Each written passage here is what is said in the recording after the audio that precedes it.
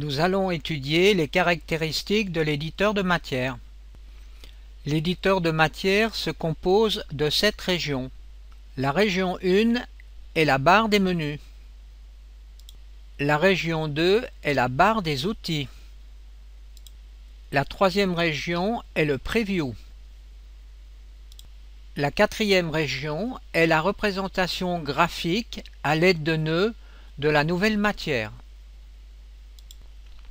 La 5e région est une liste d'expressions des matériaux disponibles. La 6e région est une bibliothèque de fonctions disponibles. La 7e région est le volet des propriétés de chaque nœud. Étudions maintenant l'usage que l'on peut faire de ces différentes régions. Effectuons cette première expérience. Je ferme toutes les fenêtres.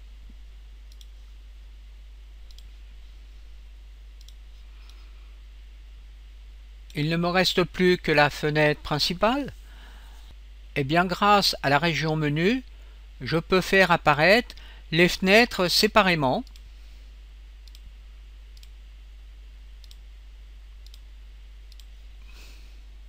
La première icône dans la barre des outils, si je clique dessus, on voit que j'aligne le preview matériel en haut à gauche de la fenêtre.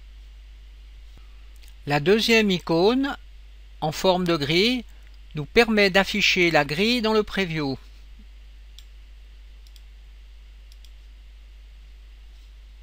Les 4 icônes suivantes nous permettent de changer la forme dans le preview. Donc là, on a un cylindre,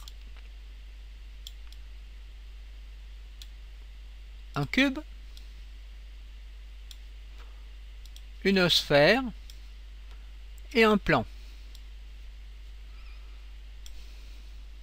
On peut déjà constater que dans la fenêtre Preview, on a un objet en 3D et que l'on peut donc déplacer, vous voyez l'angle de vue de cet objet en cliquant par exemple sur le bouton gauche de la souris, ou bien en faisant avec le bouton droit, vous voyez un zoom avant ou un zoom arrière. Avec la molette, vous pouvez monter en haut ou en bas, faire un pan de l'objet dans la fenêtre Preview. Profitons, puisque nous sommes dans la fenêtre Preview, de voir que l'on peut changer la direction de l'éclairage qui éclaire donc cet objet dans le Preview en appuyant sur la touche L du clavier et vous déplacez la souris avec le bouton gauche et vous déplacez donc la source de lumière.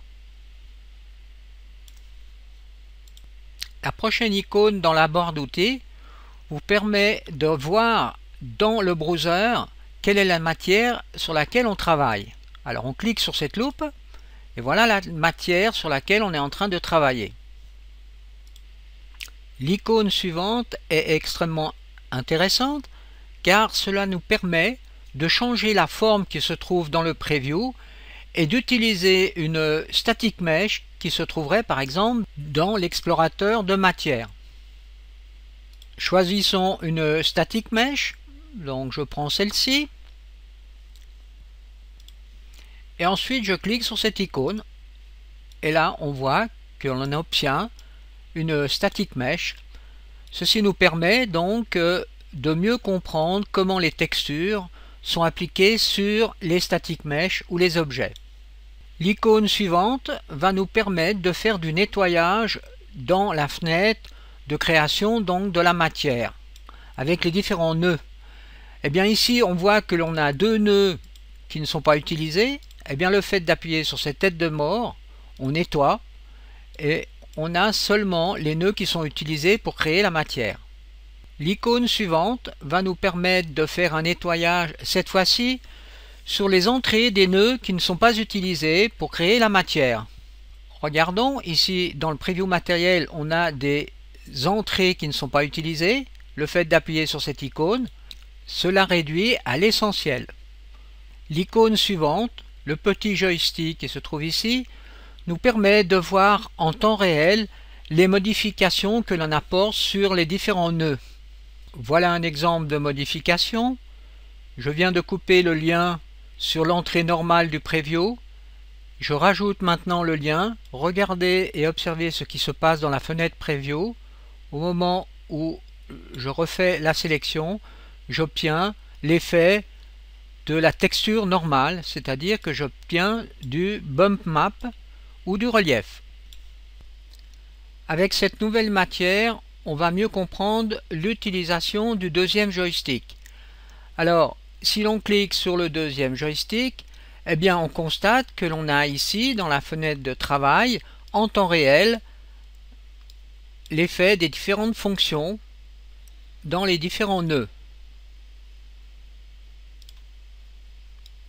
Pour mieux comprendre la fonction de l'icône œil, eh bien on va d'abord faire cette petite expérience. Je prends ici ce module texture simple. Si je clique, vous voyez à cet endroit, eh bien je rends ce module dynamique en real time, en temps réel. Eh bien cet œil nous permet de rendre tous les modules real time. Vous voyez, ils passent tous avec un petit rectangle rouge pour dire qu'ils sont actifs. Il est mieux de ne pas trop utiliser cette fonction car on perd de la puissance de calcul. La prochaine icône nous permet de supprimer ces informations qui se trouvent ici. La fenêtre suivante nous permet d'afficher le code source.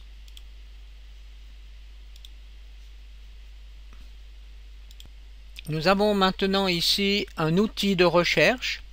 Alors, tapons ici dans la fenêtre de recherche le nom TEX, T-E-X. Donc tout ce qui commence par TEX comme texture apparaît. Ensuite ici avec les jumelles on peut aller en avant ou en arrière. Vous voyez, variation texte, texte coordonné, texte simple ou bien en arrière. Pour effacer le texte dans la fenêtre, il suffit d'appuyer sur la croix rouge. Et pour finir, dans la barre d'outils, on a ici une icône extrêmement importante qui est une icône, au moment où on clique dessus, eh bien, on enregistre toutes les modifications que l'on a effectuées sur la matière.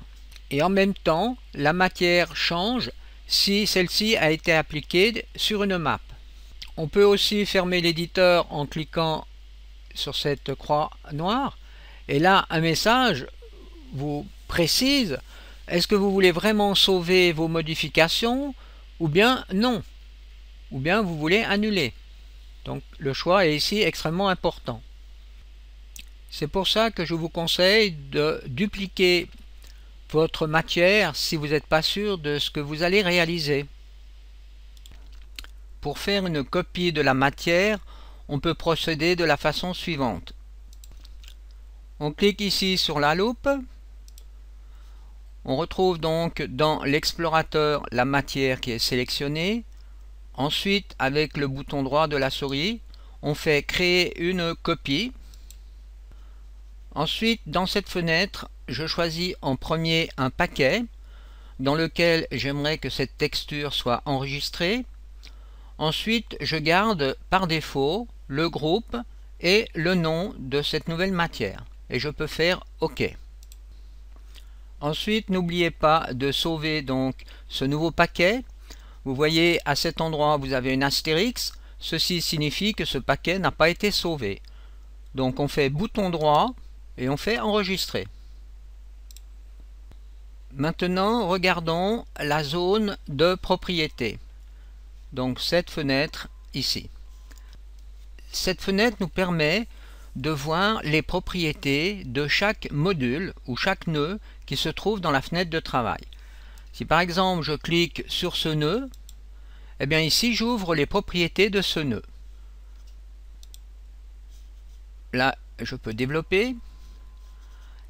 Et là, dans le nœud principal qui s'appelle Preview matériel, donc je vois ici toutes les propriétés qui sont disponibles et modifiables dans le Preview matériel. Pour mieux comprendre l'utilité de la fenêtre matière et expression, eh bien je vais créer une nouvelle matière. Donc je finis déjà par fermer cette fenêtre, je ne la sauve pas, et ensuite je vais dans mon paquet tutorial maths et je fais ici avec le bouton droit de la souris New Matériel. Ensuite je donne un nom à mon nouveau matériel et un groupe. Je crée donc un sous-groupe matériel et je donne le nom de MeFirstMaterial _ math pour matériel. Ensuite je peux faire OK. À ce moment-là, cela ouvre donc l'éditeur de matière, ce qui va nous permettre de créer une nouvelle matière. Mais ceci, nous le verrons plus tard dans le cours. Si je reviens dans l'explorateur de matière, je vois ici l'icône de la nouvelle matière, MeFirstMaterial, et ceci se trouve bien dans le paquet MePackage Tutorial Math, et en sous-groupe, vous voyez Matériel. N'oubliez pas de sauver votre paquet. Dans cette fenêtre ici, nous voyons toutes les expressions qui sont disponibles.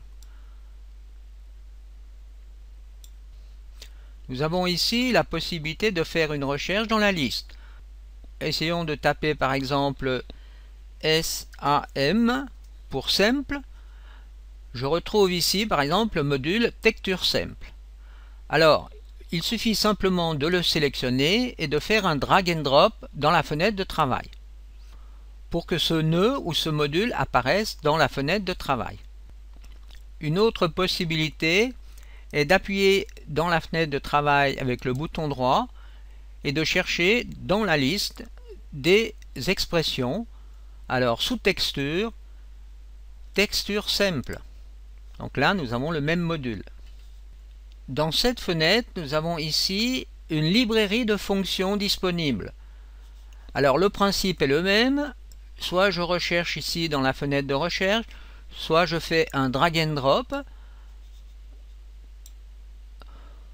pour ajouter donc dans la fenêtre de travail une fonction qui s'appelle ici texture cropping. Si l'on désire avoir des informations sur ce module, il suffit de placer la souris sur le module pour voir apparaître une fenêtre avec une explication. Nous venons de faire le tour de ces différentes fenêtres. Alors maintenant, nous allons voir que l'on peut encore effectuer des modifications des fenêtres en les agrandissant par exemple.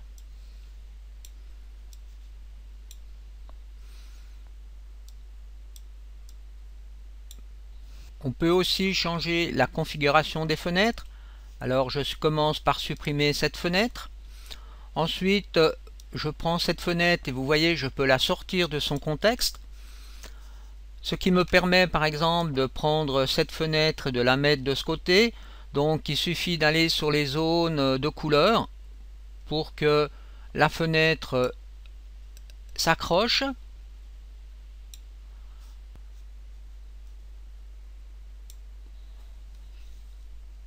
Regardons maintenant les manipulations dans les fenêtres. Alors dans la fenêtre principale, eh bien je peux faire un pan en utilisant le bouton gauche de la souris. Je peux faire un zoom avec la molette de la souris. Un module est sélectionné en cliquant avec le bouton gauche de la souris. À ce moment-là, un rectangle jaune apparaît. Ensuite, pour déplacer un module, il suffit de cliquer sur la touche contrôle du clavier et de faire un drag dans la fenêtre de travail. Pour supprimer un module, on appuie sur la touche delete.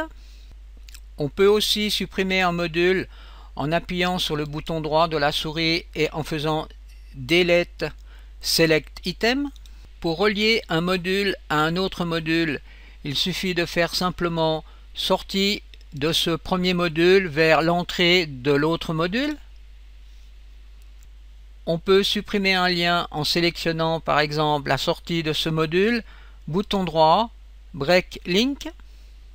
On peut faire des liaisons aussi de la façon suivante. On sélectionne la sortie de ce module, bouton droit, Connect to Diffuse. On constate ici que le module est encadré d'un rectangle rouge. Ceci veut dire que l'expression n'est pas complète. Alors dans le cas présent, comme c'est un texture simple, eh bien on doit mettre une texture à l'intérieur de ce module. Pour le test, je vais choisir une texture dans l'explorateur de matière. Je choisis par exemple cette texture que je rajoute à l'intérieur ici, dans les propriétés, ici sous texture. Je clique sur cette flèche verte et à ce moment-là, la texture est bien attribuée aux textures simples et vous voyez que le rectangle rouge a disparu. C'est que l'expression est correcte. Avec le bouton droit, on peut faire une copie de ce module en cliquant à cet endroit ou en utilisant le raccourci CTRL-W. On peut aussi donc couper tous les liens. Imaginons que je veux changer la texture à l'intérieur du texture simple. Je sélectionne donc le module. Ensuite, je vais sur la ligne ici marquée texture et je clique sur la loupe. Voilà la texture utilisée, donc je sélectionne une autre texture. Et ensuite, avec le bouton droit, je peux faire utilisation de cette texture. Alors ici, on voit dans le preview que la texture a bien changé. Pour l'avoir changé ici dans le module, il suffit de cliquer à cet endroit pour qu'un petit carré jaune apparaît, ce qui signifie qu'on est en temps réel. On peut aussi sélectionner les modules qui se trouvent avant ce module ou bien après, tout simplement avec le bouton droit en faisant Select Upstream Node. Donc c'est ce node qui était utilisé. Si par exemple maintenant je fais Select Downstream Node, je sélectionne celui qui est avant. Si on le désire, on peut voir dans le Preview Mode, donc dans cette fenêtre, n'importe quel module. Simplement il suffit de lui assigner par exemple Preview Mode. Alors pour cela, je vais par exemple sur ce module, ensuite je fais bouton droit et je fais Preview Node et à ce moment-là, on voit donc le résultat dans le preview de ce nœud. Pour sortir du mode preview, il suffit simplement de faire stop. On peut sélectionner plusieurs modules en même temps en utilisant la fonction lasso. Vous appuyez donc sur la touche Alternate droite de votre clavier et vous faites un rectangle autour des modules que vous voulez sélectionner. Ensuite, eh bien, vous pouvez déplacer, vous voyez, ces deux modules ensemble. Maintenant, une fois que les deux modules sont sélectionnés, on peut rajouter par exemple un commentaire en faisant bouton droit, New Comment, vous donnez un nom de commentaire et vous faites OK. Pour supprimer un commentaire, il suffit de le sélectionner et d'appuyer sur la touche Delete. Je peux sélectionner plusieurs modules en appuyant sur la touche CTRL. Ensuite, on peut faire une copie de ces deux modules en appuyant sur la touche CTRL-C et CTRL-V.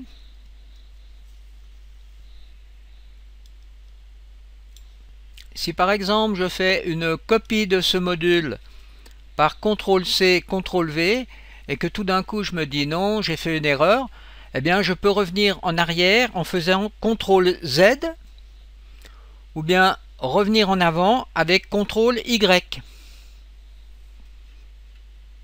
Si par exemple je fais une opération qui est absurde, du style texture simple sur entrée UV, eh bien vous voyez que ici le module devient rouge et que là vous avez une signalisation dans le cas de la compilation que notre texture simple n'est pas correcte. Il existe aussi bien sûr une série de raccourcis clavier. Par exemple, si vous utilisez la touche A, vous aurez un opérateur d'addition, B un bump offset. Donc là, on retrouve les différents raccourcis disponibles. T, texture simple. Donc pour ajouter un additionneur, eh bien j'appuie sur la touche A du clavier et je fais un clic avec le bouton gauche. B, bump offset, T, texture, et ainsi de suite. Nous venons donc de voir l'introduction sur l'éditeur de matière, et d'une façon quand même assez détaillée. Donc la suite du cours sera l'utilisation de ces différents modules et les propriétés de chaque module.